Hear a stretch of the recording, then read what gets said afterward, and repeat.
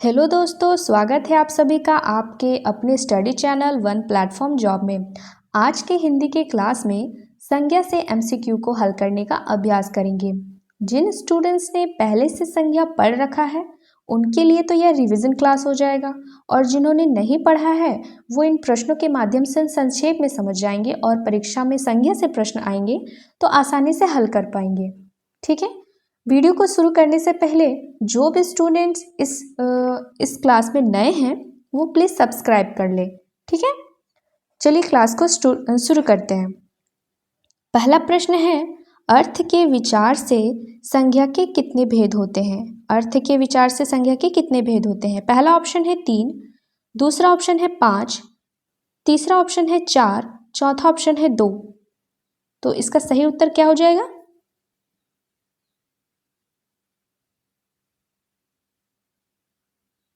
तो इसका सही उत्तर हो जाएगा ऑप्शन नंबर 5। कितने होते हैं? 5 प्रकार के होते हैं। ठीक है, कौन से? व्यक्तिवाचक, जातिवाचक, द्रव्यवाचक, समूहवाचक और भाववाचक। ठीक है, आइए चलते हैं अपने अगले प्रश्न की ओर। अगला प्रश्न है, व्युत्पत्ति के आधार पर, किसके आधार पर? व्युत्पत्ति के आधार पर संज्ञा के कितने भेद होते हैं? पहला है 2, दूसरा है 4, तीसरा है 3, चौथा है 1। कौन सा सही उत्तर हो जाएगा?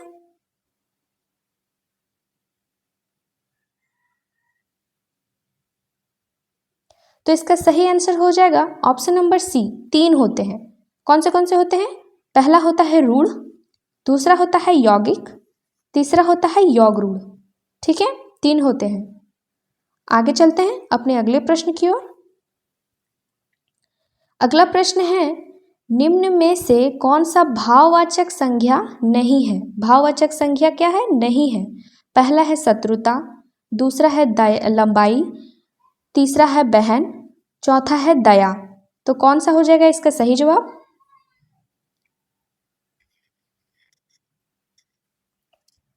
तो इसका सही आंसर हो जाएगा ऑप्शन नंबर सी, बहन। बहन क्या है? एक जातिवाचक संज्ञा है। भाववाचक संज्ञा के अंतर्गत कौन कौन से आते हैं? भाववाचक संज्ञा मतलब वे सारी चीज जो हम छू नहीं सकते और हम देख नहीं सकते, सिर्फ महसूस कर सकते हैं, वे भाववाचक संज्ञा में आते हैं।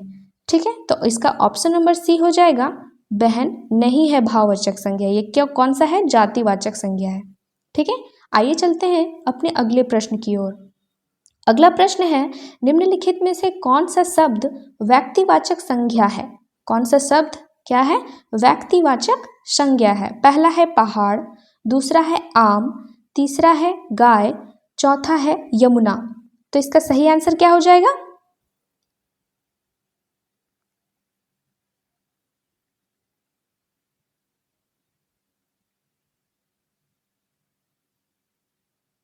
तो इसका सही आंसर हो जाएगा ऑप्शन नंबर डी, यमुना।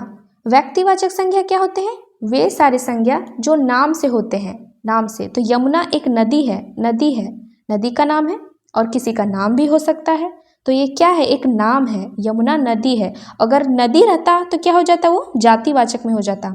उसी तरह आम भी है, आम है, आम का भी कई सारे प्रकार होते हैं, तो वो भी जातिवाचक में आएगा। पहाड़ भी जातिवाचक में आ जाए। कौन सा पहाड़ है ये नहीं बताया गया है, कोई नाम नहीं बताया गया, तो ये भी जातिवाचक।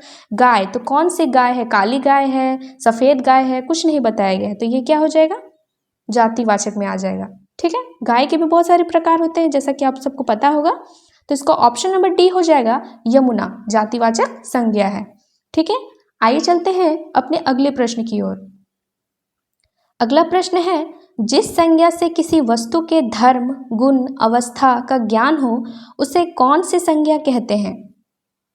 पहला है व्यक्तिवाचक संज्ञा, दूसरा है जातिवाचक संज्ञा, तीसरा है भाववाचक संज्ञा, या चौथा समूहवाचक संज्ञा।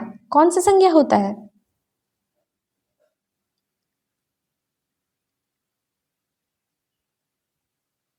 तो इसका सही आंसर हो जाएगा भाववाचक संज्ञा।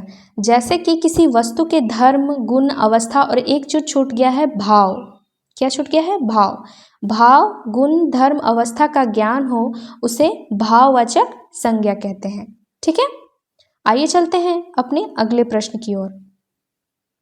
अगला प्रश्न है, बचपन, शैशव, देवत्व, मित्रता, अहंकार, ये शब्द कौन सी संज्ञा है? बताइए ये सब कौन सी संज्ञा है? पहला है जातिवाचक संज्ञा, दूसरा है द्रव्यवाचक संज्ञा, तीसरा है व्यक्तिवाचक संज्ञा या चौथा है भाववाचक संज्ञा। कौन सी संज्ञा है ये सब?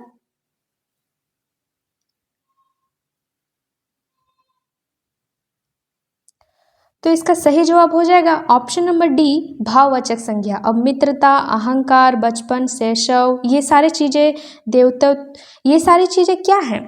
ऐसी चीज़ें हैं जिनको हम ना तो देख सकते हैं ना तो छू सकते हैं, सिर्फ महसूस कर सकते हैं, है ना। तो ये सारे किस में आ जाएगा? भाववाचक संज्ञा में आ जाएगा। ठीक है, आइए चलते हैं अपने अगले प्रश्न की ओर। अगला प्रश्न है, निम्नलिखित में से कौन सी भाववाचक संज्ञा नहीं है, पूछा है फिर से। ठीक है, तो पहला है मिठाई, दूसरा है सर्दी, तीसरा है ताजमहल, चौथा है बुढ़ापा। तो कौन सा भाववाचक संज्ञा नहीं है, बताइए।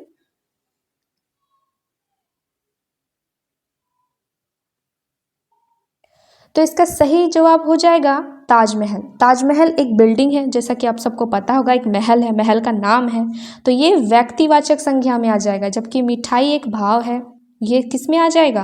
भाववाचक संज्ञा। सर्दी, बुढ़ापा, ये सारे भाववाचक संज्ञा है। ठीक है, लेकिन ताजमहल एक एक स्पेशल चीज़ का, ये विशेष चीज़ का नाम है, किसी चीज़ का नाम है, इसलिए ताजमहल हो जाएगा, जो है भाववाचक संज्ञा नहीं है। ठीक है, आइए चलते हैं अपने अगले प्रश्न की ओर। अगला प्रश्न है, गरीबी, अमीरी, जवानी, बुढ़ापा, ये शब्द किस संख्या के हैं? पहला है भाववाचक, दूसरा है व्यक्तिवाचक, तीसरा है समूहवाचक, चौथा है द्रव्यवाचक। कौन से हो जाएगा इसका सही उत्तर?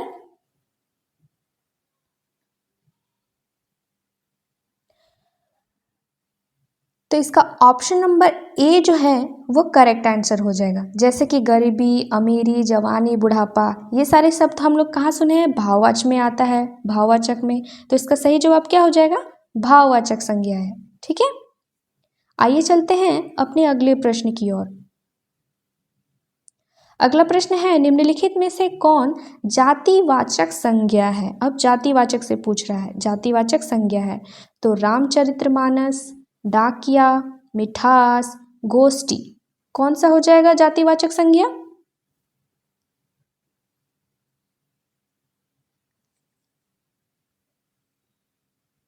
तो इसका सही जवाब हो जाएगा डाकिया। डाकिया जातिवाचक संज्ञा जिसमें बहुत सारे एक जाति का बोध कराए, वो क्या होता है? जातिवाचक संज्ञा होता है। तो रामचरितमानस, ये तो एक नाम हो गया, एक पुस्तक का नाम है रामचरितमानस। मिठास क्या है? एक भाव हो गया, भाववाचक। ये जैसे कि ये मिठाई मीठी है, तो ये मिठास को दर्शाता है, तो ये भाववाचक में हो जाएगा। ऑप्शन नंबर डी गोष्ठी, गोष्ठी क्या हो जाएगा? गोष्ठ, गोष्ठी मतलब एक प्रकार का समूह का बोध करा रहा है, तो ये समूहवाचक हो जाएगा। तो ऑप्शन नंबर बी हो जाएगा इसका सही आंसर। ठीक है, आइए चलते हैं अपने अगले प्रश्न की ओर। अगला प्रश्न है, निम्नलिखित में से कौन द्रव्यवाचक संज्ञा है? अब द्रव्यवाचक पूछ रहा है। तो पहला है घी, दूसरा है कृष्ण, तीसरा है यौवन, चौथा है कक्षा। तो कौन सा इसका सही आंसर हो जाएगा?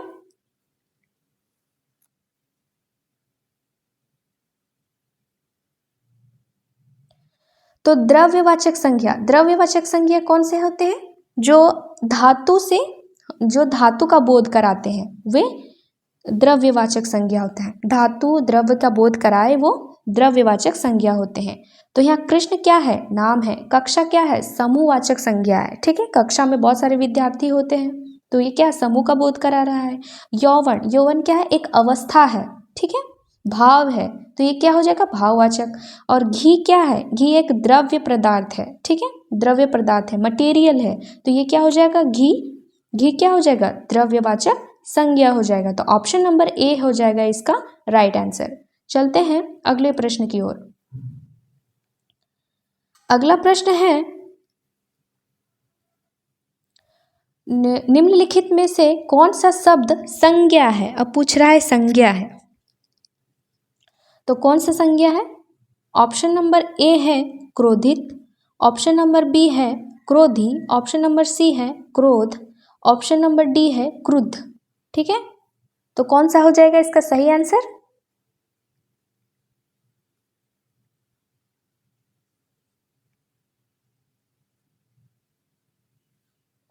तो ऑप्शन नंबर सी जो हो जाएगा इसका सही जवाब हो जाएगा।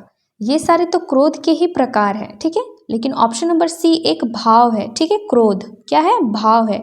तो ये संज्ञा का कौन सा भेद में आता है? भाववाचक में आता है। तो ऑप्शन नंबर सी हो जाएगा इसका सही आंसर। ठीक है, चलते हैं अगले प्रश्न की ओर। अगला प्रश्न है, हमारे परिवार में कुल 8 सदस्य हैं। इस वाक्य में रेखांकित पद क्या है? जातिवाचक है, भाववाचक संज्ञा है, समूहवाचक संज्ञा है या व्यक्तिवाचक संज्ञा है? रेखांकित पद बोला है ना, तो यहाँ रेखांकित पद ये है परिवार। अब परिवार क्या है बताइए? जातिवाचक है या भाववाचक है या समूहवाचक है या व्यक्तिवाचक है? तो इसका सही आंसर क्या हो जाएगा?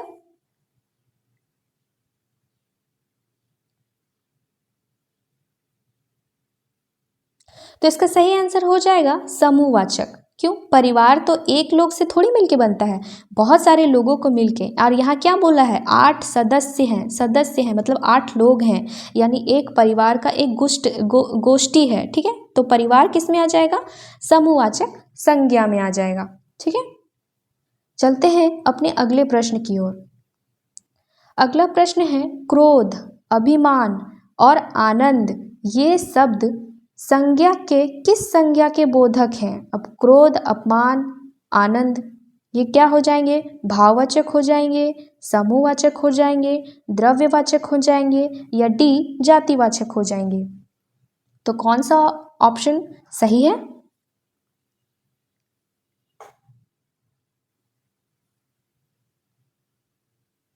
तो ऑप्शन नंबर ए हो जाएगा इसका सही आंसर। जैसा कि हम लोगों ने पहले पढ़ा कि भाववाचक में क्या आते हैं? जिनको हम देख नहीं सकते, छू नहीं सकते, सिर्फ महसूस कर सकते हैं। और ये क्रोध, अपमान, आनंद क्या है? एक प्रकार के भाव हैं। तो ये क्या हो जाएगा? भाववाचक संज्ञा हो जाएगा।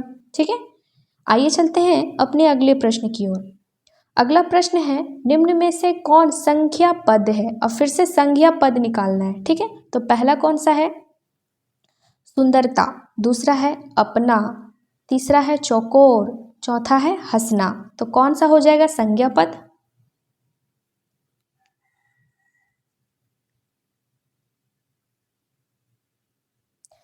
तो ये ऑप्शन नंबर ए जो है सुंदरता, ये हो जाएगा संज्ञा पद। सुंदरता, एक सुंदरता क्या बुला रहा है? त लास्ट में लगा है ना, सुंदरता। तो ये किस में हो जाएगा? भाववाचक संज्ञा हो जाएगा। ठीक है, चौकोर ये क्या है? विशेषता बता रहा है। अपना ये तो सर्वनाम हो गया, हंसना ये क्रिया हो गया, तो संज्ञा क्या हो गया? सुंदरता। ठीक है, वो भी भाववाचक संज्ञा है। ठीक, आइए चलते हैं अपनी अगले प्रश्न की ओर। अगला प्रश्न है, निम्नलिखित में से कौन भाववाचक संज्ञा है? फिर से अब पूछ रहा है भाववाचक संज्ञा है। ठीक है, पहला है सिलाई, दूसरा है पढ़ाई, तीसरा है छटपटाहट, चौथा है उपरोक्त सभी। तो कौन सा हो जाएगा इसका सही आंसर?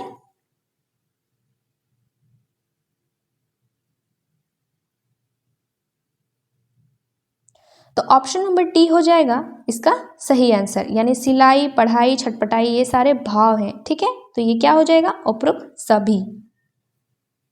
आइए चलते हैं अपने अगले प्रश्न की ओर। अगला प्रश्न है, निम्न में से कौन संज्ञा पद है? अब फिर से संज्ञा पद पता करना है। मेला, मैल, अपना, बहना। ठीक है, तो कौन सा पद हो जाएगा संज्ञा पद?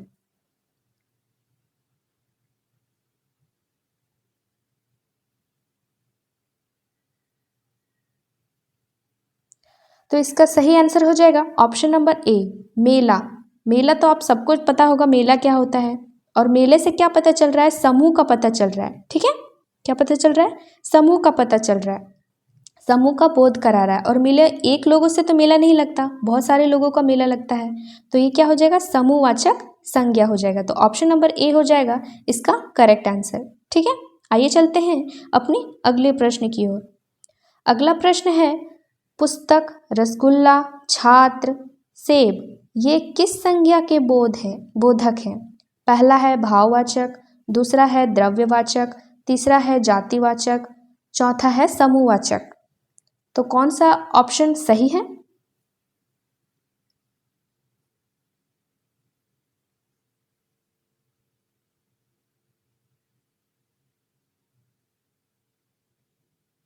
तो ऑप्शन नंबर सी हो जाएगा इसका करेक्ट आंसर, जातिवाचक है। अब पुस्तक बोला, लेकिन कौन सा है पुस्तक का एक विशेष कोई नाम बोला क्या? नहीं, तो ये क्या हो जाएगा? जातिवाचक। इसी तरह रसगुल्ला, छात्र, सेब, सारे क्या हो जाएंगे? जातिवाचक हो जाएंगे। ठीक है, तो ऑप्शन नंबर सी राइट होगा। चलते हैं अपने अगले प्रश्न की ओर। अगला प्रश्न है, दूध, घी, लोहा, सोना, चांदी, ये किस संज्ञा के बोधक हैं? पहला है समूहवाचक, दूसरा है द्रव्यवाचक, तीसरा है जातिवाचक, चौथा है व्यक्तिवाचक। ठीक है, कौन सा हो जाएगा?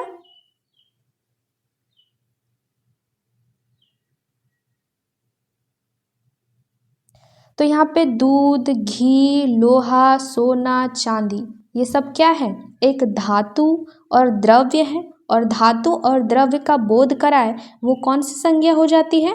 द्रव्यवाचक संज्ञा हो जाती है। ठीक है, तो ऑप्शन नंबर बी हो जाएगा इसका करेक्ट आंसर।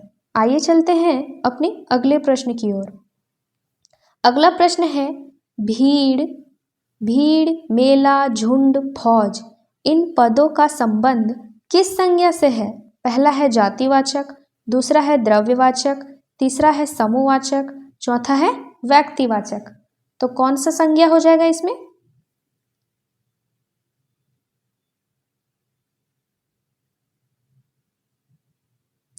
तो यहाँ पे भीड़, मेला, झुंड, फौज, ये एक लोगों से तो मिलके बनता नहीं है, बहुत सारे लोग रहते हैं तो ऐसा बोलते हैं झुंड है ना, फौज है, मेला है, भीड़ है। तो ये किस चीज का बोध करा रहे हैं? समूह का बोध करा रहे हैं, तो ये क्या हो जाएगा? समूहवाचक संज्ञा। ठीक है, आइए चलते हैं अपने अगले प्रश्न की ओर। आज का ये हमारा अगला और आखिरी प्रश्न है। ठीक है, प्रश्न है, मुझे निर्बल लोगों की उदारता पसंद नहीं है। रेखांकित पद, अब रेखांकित पद क्या है? ये उदारता में किस संज्ञा का सूचक है? अब ये उदारता शब्द है वो किस संज्ञा का बोध करा रहा है? समूहवाचक, भाववाचक, द्रव्यवाचक, या डी जातिवाचक? कौन सा हो जाएगा इसका सही उत्तर?